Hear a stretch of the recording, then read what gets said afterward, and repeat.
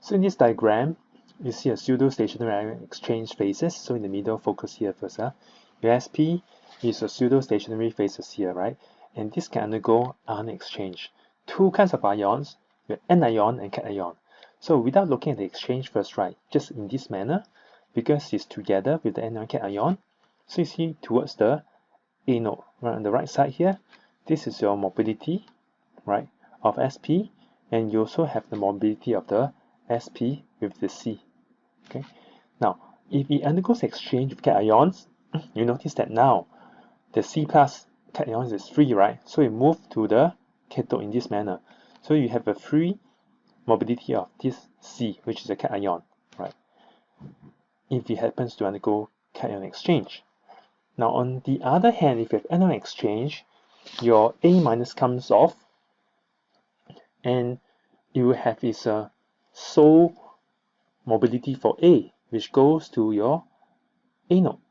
So your mu SPC, right, and mu SPA are the mobilities of the combined analyte, the PSP complex. So the Ka and the Kc are the dissociation equilibrium constant of the electrostatic interaction between the analyte anions and the cations. It's just like taking a bus. Okay, just like taking a bus here. So you have a bus stop, you can unload people, you can load people, but you have different charges, so it goes different direction. Like your A1, A2 going to different direction.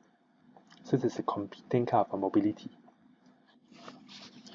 So here we see a graph, right? A plot of the pseudo-stationary ion exchange phases here of the anions, and we normalize it on by chloride here. You see that when we change the concentration of the EOF modifier, right, the migration time of the ions are different here. So why is this graph important here? Because with the plot you can see at which concentration of this EOF modifier you would like to use, so that the migrations of each of these ions are not staggered, right? It's more separated. For instance, we won't choose somewhere here because in this case they will have the same migration time. We won't choose this position because, right, the two ions have the same migration time. So where along here we see the biggest separation, that's the key. Next, we see the effect of the concentration of zeta ionic surfactant, your DTAPS, right, this chemical, on the selectivity of inorganic anions separated on a chromic electrolyte here. Just like this, right, when we have an additional surfactant, we choose the right concentration to better resolve these anions. Here, we want to show you what are the different components, right, of this separation in your ion exchange EKC, electrokinetic chromatography.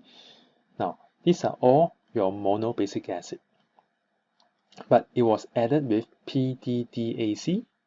Just an example, you might wish to draw the structure of them and try to understand the bonding interactions, if there's any correlations. Right? Is it because the extreme side is more hydrophobic, the other side is hydrophilic? Okay, try to work it out.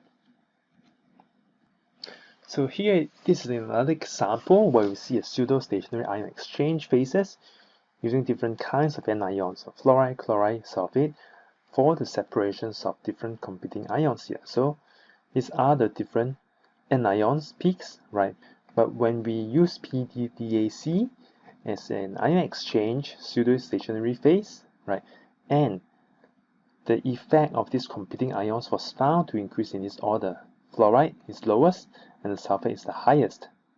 So here is another example of the PSP ion exchange. Right, see that at a low concentration of this hexane sulfonic, right, these signals, these anions are closer together, but when we increase this concentration in 0.5% PDDAC, we are able to better resolve these signals here. However, you see this part is still clustered because these are the opaque group, right? If you increase this concentration, right, but we focus on this part. Now let's expand here. Now we see that, right, this is from about 9 to 17, so we zoom in and then expand from here. We see that they can also be separated, but now they're a bit closer in this case. So of course the demerits is right. In this case, we have some intercrossing, right, which we do not want because we want to separate them. But here, although they're very close, the 15, 17, 14, right, these are the different kinds of OPS, they are separated. How the effect of the polyvinyl sulfonate on the separation of these aromatic bases. So these are the common names. You can always search it up and maybe draw along the side and see the effect of its polarity. Is it because of its symmetry, causing its different dipole moment? Right. So with the added PVS, you see that the peaks are all resolved here. It doesn't cluster anymore. Initially you have 7, 8, 9 together, but now you can even see it's separated. Another example, now this is for the cations here. So you see the effect of competing ions on the separation of these opides in a citrate electrolyte, low pH with your 3.0 Mn sulfated beta cyclodextrin. Right, so we like it on the right hand side more because now they're separated. But you see that this part is done by magnesium 2+, and here is caused by Na+. Okay. Here there's no PSP involved, so you cannot even separate 1 and 4. Here you can't separate 3 and 5, but with this effect you can separate them.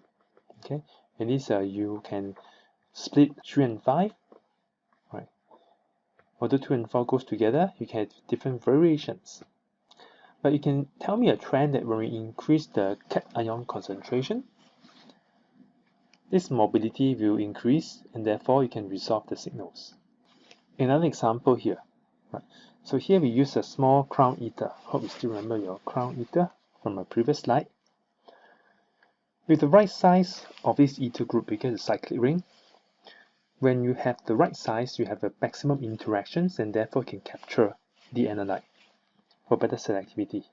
For small crown eater, it's good because it's able to interact sufficiently with the anions, but for a large crown eater here, it's too large, so you can't even interact meaningfully here. When all the ions go through, it's as if you have a very little or negligible interaction. You can't filter.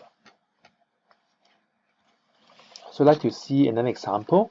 Here we introduce a solid phase reagent in SPR, your sulfonated polystyrene, divinyl benzene particles, in short your PSDVB. Now look at this graph here. On the y-axis is your K prime, x-axis is the concentration of SPR. Now remind yourself that for K prime here, larger K prime means you have a longer retention time and lower mobility. You can see here that when we increase the amount of SPR, the mobility of the analyte goes down because your K prime increases. And this SPR, one of the drawbacks is you can only use in small amount, because when we have much more, after all these are all particles, right? So you have too much here, you have light scattering, because it's a solid phase reagent. And when you have more scattering, then you have a very noisy baseline. How does it work? It's postulated that this separation mechanism is due to the ion exchange between the analyte, cations, and the anions in your SPR. So the plot here is right. You can see these are all your monovalent cation here. From lithium to cesium, you can tell it's all about the size because they're all monovalent. Right? The charge remains a constant. That's all the size that you see a trend line going in this manner here. Okay. So you have learned that the PIESP or your IEPSP does have control in terms of a separation selectivity for a wide range of charged analyte.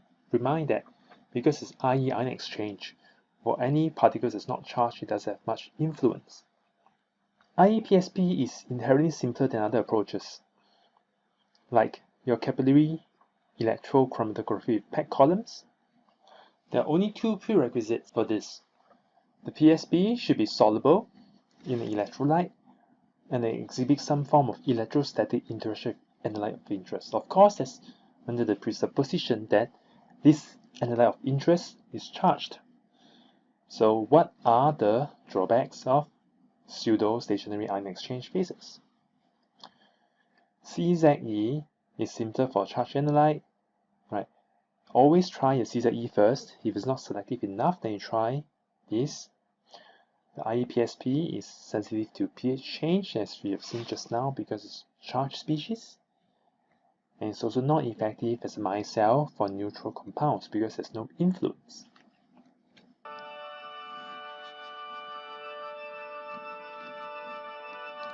So I'll proceed to the next part later. Cheers.